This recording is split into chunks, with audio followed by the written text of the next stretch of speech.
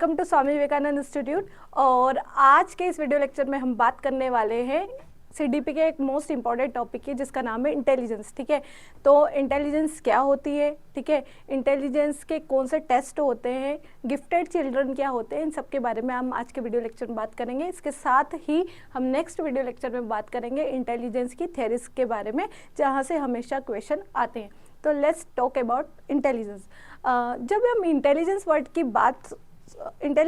की बात करते हैं या इंटेलिजेंस वर्ड सुनते हैं, तो हमारे दिमाग में सबसे पहले क्वेश्चन क्या आता है?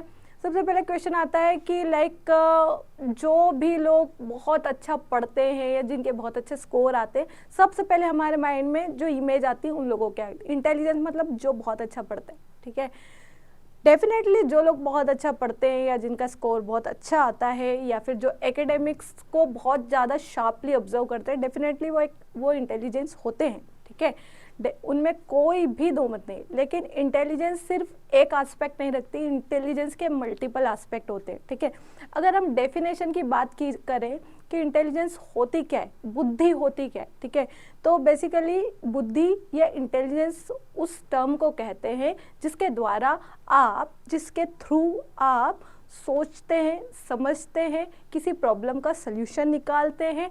ठीक है, अपने एनवायरनमेंट में किस तरह से अडेप्टेशन करते हैं, ठीक है, लर्निंग किस तरीके से करते हैं, आपके अंदर क्रिएटिविटी कितनी है, तो सारा का सारा चीज़ जो है मिला करके होलिस्टिक वे में इंटेलिजेंस कहलाती है। ठीक है, लेट्स सपोज कि एक बच्चा है जो प्रॉब्लम को बहुत जल्दी समझता है, ठीक है, बहुत जल्दी उसको प्रॉब्लम समझ आती है, रिलेशनशिप्स को बहुत अच्छे से समझता है, मदर फादर को लेकर के, जैसे मदर फादर है तो उसको पता है इनको रेस्पेक्ट करना है, छोटों के साथ बहुत अच्छे से बात करना है, तो उसकी इंटेलिजेंस का लेवल यहाँ से मिलता है कि कौन कितना इंटेलिजेंट है। ये इस चीज़ पर डिपेंड करता है कि वो चीज़ों को कितने अच्छे तरीके से समझता है, ठीक है, अंडरस्टैंड कैसे करता है। ठीक है, तो अगर वो बहुत ज़्यादा अंडरस्टैंडेबल है हर एक चीज़ को लेकर के, इट मीन्स वो इंटेलिजेंट है। ठीक है, इंटेलिजेंट सिर्फ ये नहीं होती कि मार्क अच्छे आ रहे हैं या साइंस में अच्छे या मैथ में अच्छे, ठीक है, ये एक एस्पेक्ट है इंटेलिजेंस का, लेकिन सिर्फ यही इंटेलिजेंस नहीं होती है। होपफुली आप लोगों को मेरी बात समझ आ रही होगी। ठीक है, intelligence is all about understanding, कि आपको चीज़ें कितनी समझ आ रही है, ठीक है, आपको फैमिली कितनी समझ आती है, आपको दुनिया की प्रॉब्लम्स कितनी कैसे समझ आती है, आपको अपनी प्रॉब्लम कैसे समझ आती है, क्या आपके दिमाग में उसका कोई सोल्यूशन है, क्या आप ब्रेन स्टॉर्मिंग कर पा रहे हो। ठीक है, तो ये सारे ही एस्पेक्ट मिला करके इंटेलिजेंस बनती है। Getting the point. चलते हैं, हम वर्ड बाय वर्ड देखेंगे कि क्या होता है और उसके बाद में हमारे वीडियो लेक्चर आगे शुरू करते हैं। तो सबसे पहले अगर हम बात करेंगे इसकी, तो यहाँ पे मैंने आपको इसकी डेफिनेशन दी है कि इंटेलिजेंस होती क्या है, ठीक है, बुद्धि के बारे में। तो बेसिकली क्या होता है, इट इज़ द एबिलिटी, देखो कीवर्ड के फॉर्म में आपको याद रखना है, ठीक है, किसके फॉर्म में याद रखना है, कीवर्ड्स के फॉर्म में। आपको एक एक कीवर्ड्स याद रख लेना है, that's it, more than sufficient है। आप एग्जाम में क्वेश्चन को इजीली बना लेंगे। क्लियर? ओके, तो सबसे पहले अगर हम बात करेंगे तो ये बोलता है it is the ability to adjust with environment, number 1, ठीक है, नंबर 1, ठीक है, ability to learn, number 2, ability to carry out abstract reasoning. अब इतना वर्ड याद नहीं रहा तो रीजनिंग वर्ड याद रखिएगा। तो बेसिकली अगर ये 3 चीजें मिलती है तो इंटेलिजेंस बनती है। कैसे? सबसे पहले कि आपके एनवायरनमेंट में आप कितना एडजस्ट कर पा रहे हो, ठीक है, मतलब अगर आपके आसपास किसी प्रकार का, किसी स्पेशल टाइप का कोई माहौल है, तो आप उस माहौल के अकॉर्डिंग ढल पा रहे हो, नहीं ढल पा रहे हो, उन लोगों को समझ पा रहे हो, नहीं पा रहे हो, है ना, बात समझ आ रही है। तो ये हो गई आपकी, क्या हो गई, एनवायरनमेंट के साथ एडजस्ट करना, लर्न करना, चीज़ों को आप कितना जल्दी सीखो। लर्निंग बस एक ही नहीं होती, ठीक है, एक ही टाइप की नहीं हो, बहुत सारे टाइप की लर्निंग होती है, तो आप किस टाइप की लर्निंग को कितने अच्छे से कर पा रहे हो, ठीक है। तीसरी बात है, क्या बताया, आप कितना तर्क कर पा रहे हो, कितना रीजन कर पा रहे हो। कोई भी अगर फिनोमेना हो रहा है, कोई भी घटना घटित हो रही है, तो आप उसको उसका तर्क किस तरीके से देते हो, उसके पीछे का कारण किस तरीके से समझते हैं, तो इसको रीजनिंग बोलते हैं। तो आपको 3 बातें याद रखनी है, एडजस्टमेंट, लर्निंग और एक और है आपका, बताइए क्या बताया हमने आपको, रीजनिंग। डन?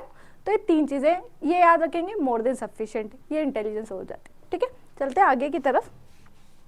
जब हम आगे की तरफ बात करेंगे आपसे तो ये देखिएगा, है ना, ये बुद्धि एक व्यक्ति की मानसिक क्षमता है, यानी कि मानसिक क्षमता मतलब कि क्या होता है, मेंटल कैपेबिलिटी, है ना। मेंटल कैपेबिलिटी है जिससे वो तर्क करता है, तर्क मतलब आर्ग्यूमेंट, ठीक है, या रीजनिंग,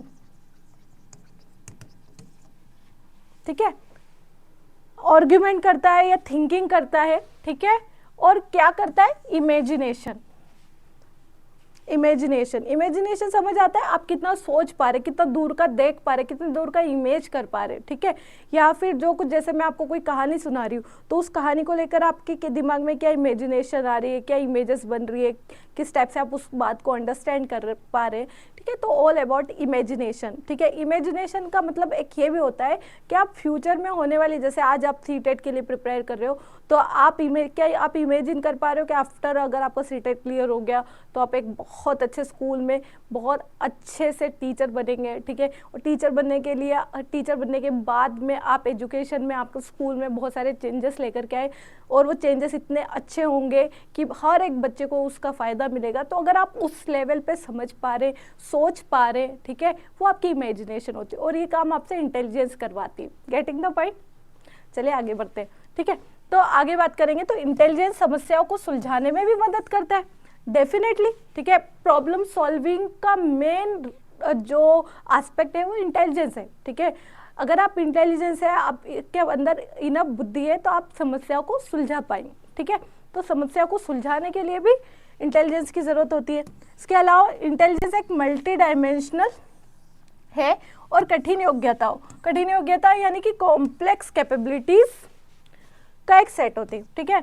मल्टी डायमेंशनल पहले समझेंगे। मल्टी डायमेंशनल बेसिकली इंटेलिजेंस जो है वो उसका एक डायमेंशन नहीं है। जैसा कि हमने आपको बताया कि जब हम इंटेलिजेंस वर्ड सुनते हैं तो हमारे दिमाग में क्या आता है, सबसे पहले कि जो लोग बहुत, जैसे मैंने बोला कि वो बहुत इंटेलिजेंट है, राम बहुत इंटेलिजेंस है। आप बताइए अभी जब मैं आपको बोल रही हूँ कि राम बहुत इंटेलिजेंट है तो आपके दिमाग में राम को लेकर के क्या इमेज आएगी?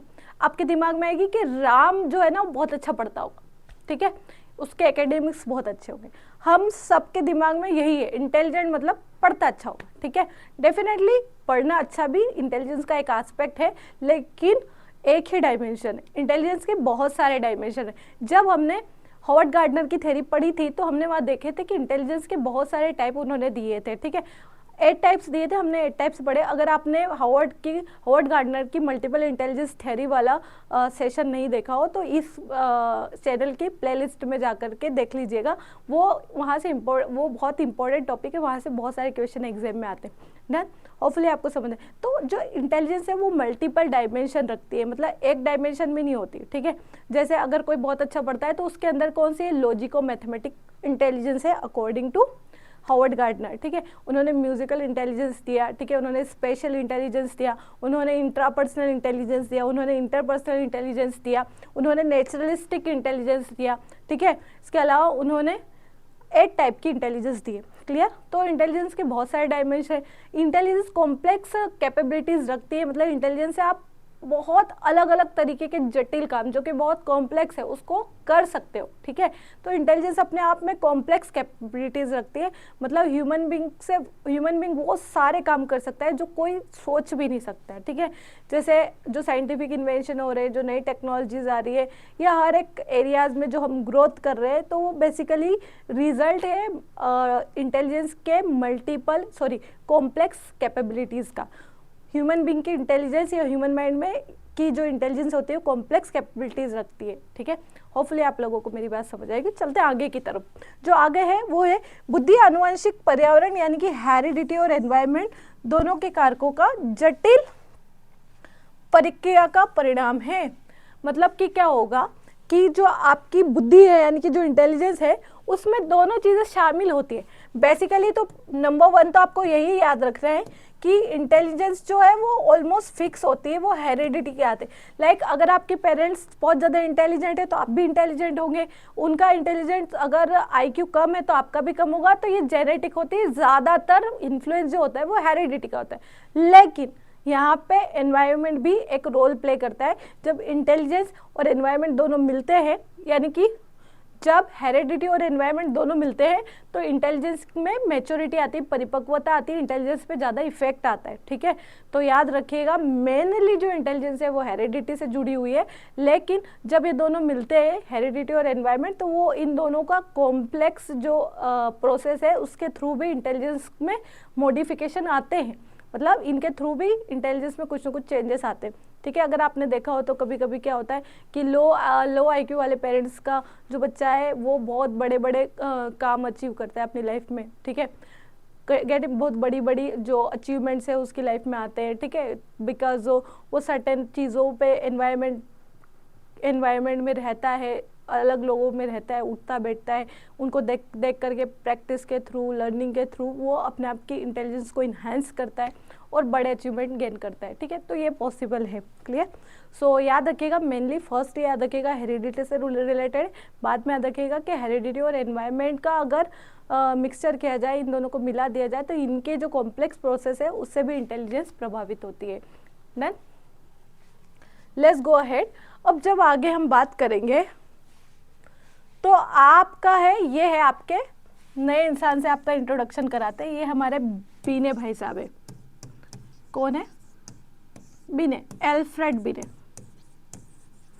एल्फ्रेड बीने बेसिकली कहाँ के थे? ये फ्रांस के थे।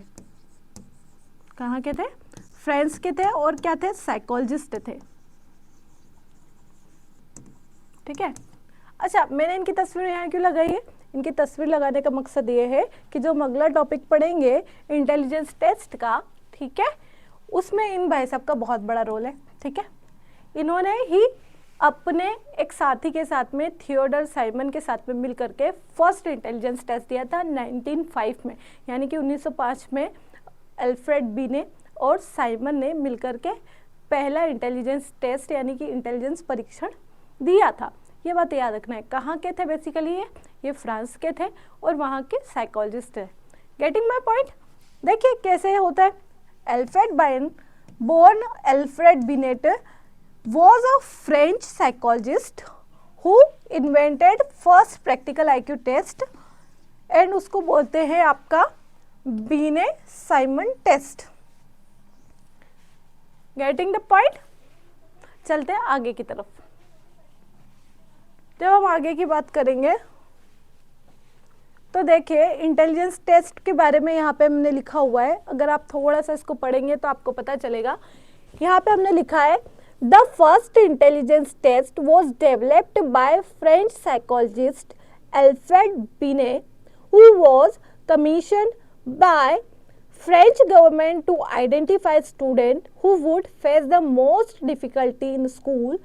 The resulting 1905 Binet-Simon scale became the basis for modern IQ testing. ठीक है, तो बेसिकली क्या था कि आपके जो फर्स्ट एल्फ्रेड बीने थे, ठीक है, वो फ्रांस के एक साइकोलॉजिस्ट थे। ठीक है, उनको क्या था, फ्रांसीसी सरकार द्वारा ऐसे छात्रों की पहचान के लिए नियुक्त किया गया था जिन्हें स्कूल में पढ़ने में सबसे ज़्यादा कठिनाई या प्रॉब्लम होती थी, है ना, या डिफ़िकल्टी फेस करते थे। तो ऐसे बच्चों को रिसर्च करने के लिए इनको चुना गया था और उस पर इन्होंने रिसर्च भी की थी, और जब रिसर्च की थी तो इन्होंने फर्स्ट इंटेलिजेंस टेस्ट दिया था। होपफुली आप लोगों को ये बात समझ आ गई होगी। वैसे इतनी हिस्ट्री ज्योग्राफी याद रखने की ज़रूरत नहीं है, याद रख लीजिएगा कि 1905 में एल्फ्रेड बीने ने किसके साथ में मिलकर, साइमन के साथ मिलकर के पहला इंटेलिजेंस टेस्ट दिया। That's it. चलिए आगे की बात करते हैं हम।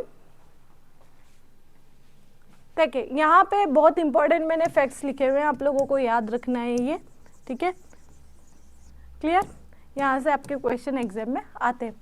पहला इसमें मैंने आपको लिखा हुआ है कि इन 1905, याद रखिएगा 1905 में फर्स्ट इंटेलिजेंस टेस्ट दिया गया था। किसके द्वारा? एल्फ्रेड बीने और थियोडोर साइमन के द्वारा। ठीक है, तो फर्स्ट इंटेलिजेंस टेस्ट किसने दिया था?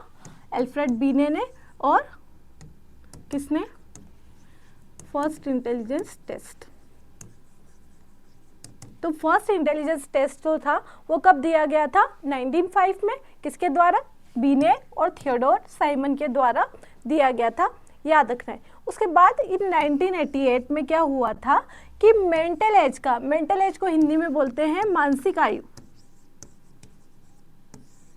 किसका कॉन्सेप्ट दिया गया था? मानसिक आयु का कॉन्सेप्ट दिया गया था। किसके द्वारा? एल्फ्रेड बीने के द्वारा ही दिया गया था, याद रखिएगा। यह है ना बहुत इंपॉर्टेंट बच्चों, याद रखिएगा इसको। Done, getting the point. चलिए एक बार रिवाइज कीजिए। 1905 पे क्या हुआ था? पहली बार पहला इंटेलिजेंस टेस्ट दिया था बीने और साइमन ने। 1908 में क्या हुआ था कि मेंटल एज का कॉन्सेप्ट दिया था। किसने दिया था? एल्फ्रेड बीने ने। ठीक है, होपफुली आप लोगों को मेरी बात यहाँ तक समझ आ गई होगी। अब जब हम बात करेंगे आगे की साइड, इन 1912 आईक्यू कॉन्सेप्ट दिया गया था विलियम स्टर्न के द्वारा। Again important concept. अच्छा, मेंटल एज क्या होती है? मेंटल एज के बारे में हम डिस्कस करेंगे। कब डिस्कस करेंगे? जब हम आईक्यू का फॉर्मूला पढ़ेंगे। ठीक है, तो बेसिकली फिर भी थोड़ा मैं आपको बता देती हूँ। मेंटल एज या जो आपकी मानसिक आयु है वो क्या होती है कि लेट्स सपोज एक 8 साल का बच्चा है। ठीक है, तो 8 साल का बच्चा उस उम्र में जो एवरेज सोचने समझने की क्षमता है या एवरेज थिंकिंग कैपेबिलिटी है, उसके अकॉर्डिंग बच्चा कम है, बराबर है, ज़्यादा है या कम है। ठीक है, मतलब कि एक एवरेज 8 साल का बच्चा जितना सोचना समझना जानता है, ठीक है, उस हिसाब से एक एवरेज सोचने समझने का मानक तैयार किया हुआ है। ठीक है, उस सोचने समझने का मानक है मेंटल एज, और देखते हैं कि उसके अकॉर्डिंग जो एवरेज मेंटल एज है, बच्चे की सोचने समझने की क्षमता है, वो कितना ऊपर या नीचे है। ठीक है, तो बेसिकली मेंटल एज क्या हो गई? सोचने समझने की क्षमता उस पर्टिकुलर एज में। 8 साल का बच्चा है तो कितना सोच समझ सकता है, 9 साल का है तो कितना सोच समझ सकता है, 10 का है, 12 का है, 15 का है तो कितना सोचना समझना आ जाना चाहिए। लेट्स सपोज कि बच्चे को 9th क्लास में जो है वो बहुत ज़्यादा अच्छे से सोचना समझना आ जाना चाहिए। लेकिन बच्चा जो है नॉर्मल एवरेज बच्चा जितना 9th क्लास का है, 9 साल का बच्चा जितना सोचना समझना जानता है, ठीक है, अगर वो बच्चा उतना नहीं कर पा रहा है, ठीक है, उतना समझ नहीं पा रहा है, इट मीन्स उसकी मेंटल एज कम है। और नॉर्मल जितना समझ सकता है उससे बहुत ज़्यादा समझता है, उससे ज़्यादा अंडरस्टैंडिंग है, तो हम बोलेंगे कि उसकी मेंटल एज बहुत ज़्यादा है। ठीक है, क्लियर? बात समझ आ गई? अभी आगे और इस बारे में डिस्कस करेंगे। क्लियर? चलिए, तो यहाँ पे आपको याद रखना है 1912 में आईक्यू का कॉन्सेप्ट किसने दिया? स्टर्न ने दिया। आईक्यू का फुल फॉर्म क्या होता है? बेसिकली इंटेलिजेंस कोशिएंट इसका फुल फॉर्म होता है। ठीक है, और इंटेलिजेंस कोशिएंट जब इसका फुल फॉर्म होता है तो ठीक है, इसको हिंदी में बोलते हैं बुद्धि लब्धि।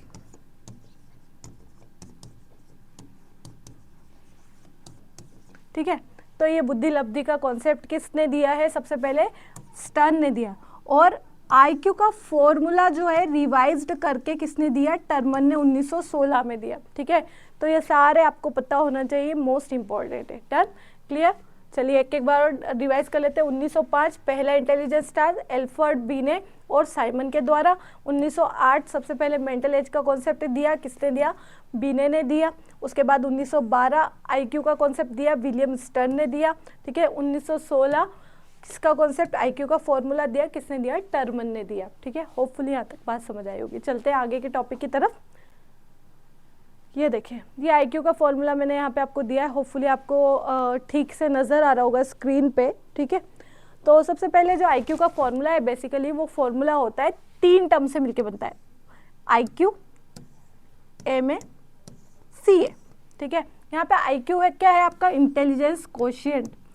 इंटेलिजेंस कोशिएंट को हिंदी में बोलते हैं, क्या बताया था मैंने आपको अभी?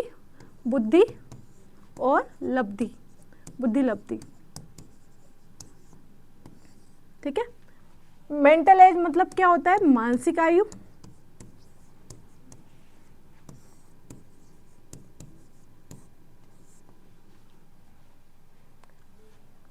और सीए मतलब क्रोनोलॉजिकल और एक्चुअल एज, मतलब कि जो आपकी वास्तविक आयु है, मतलब बच्चा कितने साल का है, जिसको हम लोग उम्र कहते हैं, ये वो वाली उम्र है, वास्तविक आयु।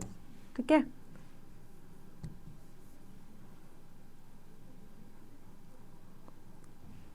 वास्तविक आयु। ठीक है, होपफुली आप लोगों को मेरी बात समझ आ रही होगी, ठीक है। अच्छा, वास्तविक आयु, जैसे अभी मैं आपसे पूछूँ आप कितने साल के हो, तो आप बताओगे कि मैं 20 ईयर्स का हूँ, या 25 ईयर्स का हूँ, या 27 ईयर्स का हूँ या हूँ, ठीक है।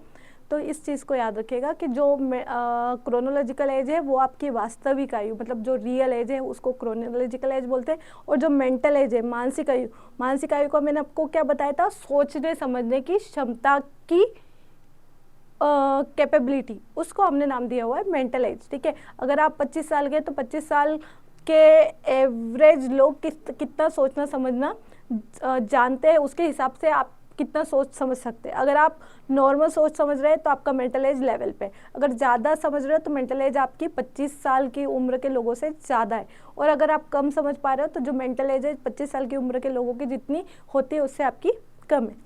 Getting the point. चलिए फॉर्मूले पे आते हैं। फॉर्मूला ये बोलता है, मोस्ट इंपॉर्टेंट है फॉर्मूला, ये है IQ is equals to MA/CA into 100। इसको थोड़ा सा मैं आपको अलग से समझाऊंगी ताकि इस चीज़ को आप और अच्छे से समझ सकें, ठीक है। तो बेसिकली IQ क्या होता है, is equals to mental age upon, mental age मतलब कि मानसिक आयु, upon chronological age. Chronological age मतलब जो आपकी बायोलॉजिकल उम्र है वो वाली, ठीक है। Chronological age into 100। क्लियर। ये आपकी क्या है, मानसिक आयु जो है वो मानसिक आयु के बटे में अगर हम क्रोनोलॉजिकल एज रखते हैं, ठीक है, तो और इसके इंटू में 100 कर देते हैं तो आपका IQ आ जाता है, ठीक है। अच्छा, जैसे सपोज कि मैंने आपको बोला कि एक बच्चा है, उसकी मेंटल एज ले सपोज 50 है, ठीक है, क्लियर, और उसकी क्रोनोलॉजिकल एज है 5 ईयर्स, ठीक है, 5 साल का बच्चा है, ठीक है। तो बताइए उसका IQ कितना होगा। तो क्या बताएंगे, किस तरीके से बताएंगे, इसको करना है हमको, बताइए, सॉल्व कीजिए इसको। तो इसका क्या आंसर होगा, देखिएगा, जैसे आपको IQ का फॉर्मूला पता चल गया कि IQ is equals to MA, ठीक है, अपॉन CA, ठीक है, इंटू 100। क्लियर। अब MA कितना दिया आपको 50, CA कितना दिया 5, लिखिए इसको। तो हम यहाँ पे इक्वल करके लिखेंगे। MA का फॉर्मूला है, MA की वैल्यू है 50, ठीक है, MA की वैल्यू कितनी दी 50, CA की वैल्यू कितनी दी आपको 5, ये 5 इंटू 100 करना है, ठीक है। करो, 5 से ये कैंसिल हो जाएगा, 5 1 ज़ा 5, 5 1 ज़ा 5, 0, ठीक है। तो यहाँ पे 10 इंटू 100 हो गया, ठीक है, यानी कि 1000 हो गया। अब 1000 कभी होता नहीं है, याद रखिएगा, ये एक सुपरफिशियल एग्जाम्पल आया है, ठीक है, बस मैंने आपको जस्ट एन एग्जाम्पल दिया है, ठीक है। 1000 कभी किसी का IQ नहीं होता है। क्लियर, बात समझ आ रही है। ये एक सुपरफिशियल एग्जाम्पल था, लेकिन इसको सॉल्व कैसे करना है मुझे वो सिखाना था, आपको समझ आ गया। एक क्वेश्चन आप लोग सॉल्व कीजिए, देखिए, एक क्वेश्चन आप लोग सॉल्व कीजिए जहाँ पे मैं आपको बोल रही हूँ कि MA जो है बच्चे का वो है 10, ठीक है। उसके बाद में बच्चे की जो क्रोनोलॉजिकल एज है वो है लेट्स सपोज 2 ईयर्स, ठीक है, और उसका IQ आपको पता करना है, ठीक है। तो कितना होगा, आप लोग फटाफट से कमेंट सेक्शन में इसका आंसर कीजिए जल्दी से सॉल्व करके।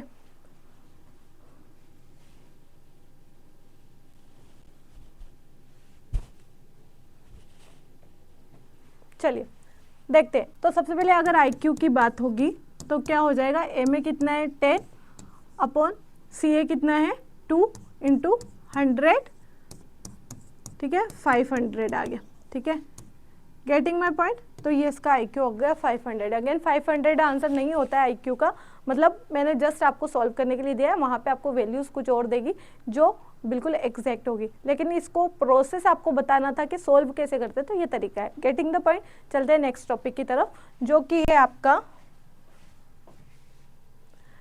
IQ table. आप लोगों को याद रखनी है, IQ टेबल मोस्ट इंपॉर्टेंट है, यहाँ से एग्जाम में क्वेश्चन आता है, ताकि आप लोगों को याद रहे कि IQ आखिर होता क्या है, किस तरीके से इसको डिफाइन किया गया है। आपको कैसे पता चलेगा कि कौन सा बच्चा इंटेलिजेंट है और कौन सा बच्चा इंटेलिजेंस नहीं है। तो बेसिकली क्या करेंगे, सबसे पहले आप लोगों को याद रखना है ये वाला पॉइंट कि नॉर्मल और एवरेज एज कितनी होती है, मतलब औसत आयु कितनी होती है, ठीक है। जो औसत आईक्यू है वो कितना होना चाहिए, तो औसत आईक्यू होता है आपका 90 से 109। 90 से 109 अगर किसी का आईक्यू टेस्ट में आईक्यू आ रहा है, मतलब वो एवरेज बुद्धि लब्धि का स्टूडेंट है, चाइल्ड है या पर्सन है। डन।